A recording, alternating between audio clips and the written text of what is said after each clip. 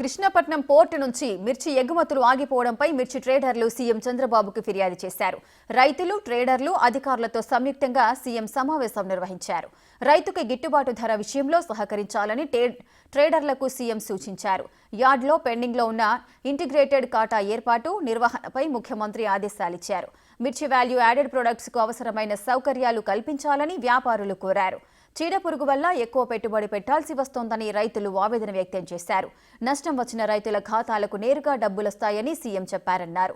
ప్రస్తుతం మిర్చి క్వింటా ధర 12,000 నుంచి క్వింటా ధర 14,000కు చేరే అవకాశం ఉందని మిర్చి యార్డు మాజీ చైర్మన్ మన్నవ సుబ్బారావు చెప్పారు.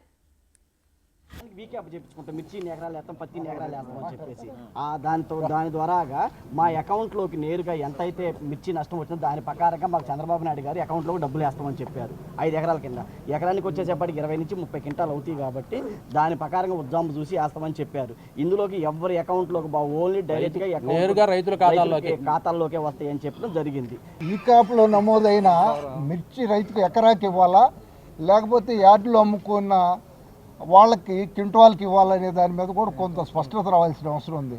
ఇక్కడ క్వింటాల్కి ఇవ్వాలంటే మధ్య దళారులు కూడా తీసుకొచ్చి అమ్ముతారు కాబట్టి మరి నిజమైన రైతుకు దక్కదు, ఏదో దళారుల పాలు ఉంది. ఆ విధంగా జరిగితే ఇక్కడ ఈ క్రాప్లో నమోదంటే కౌలు రైతులు కొంతమంది నమోదైనయా, నమోదు కాలేదా, కేవలం మరి ఎవరైతే రైతులు ఉన్నారు, భూమి హక్కుదారులు ఉన్నారు, వాళ్ళ పేర్లు ఈ క్రాప్లో కూడా ఉన్నాయనుకో, అప్పుడు ఎవరైతే కౌలు తీసుకున్నారో వాళ్ళు నష్టపోయే ప్రమాదం ఉంది. వీటన్నిటి నుంచి కూడా ఒక మరి మధ్య మార్గంగా ఏ విధంగా అయితే రైతుకి ఏదైతే పండించిన రైతుకి న్యాయం జరుగుతుందో దాని మీద ఇంకా స్పష్టత రావాల్సి ఉంది. మనకి చంద్రబాబు గారు ఎంత బిజీ షెట్లు అయినా మనకి 3 గంటల సేపు కేటాయించారు.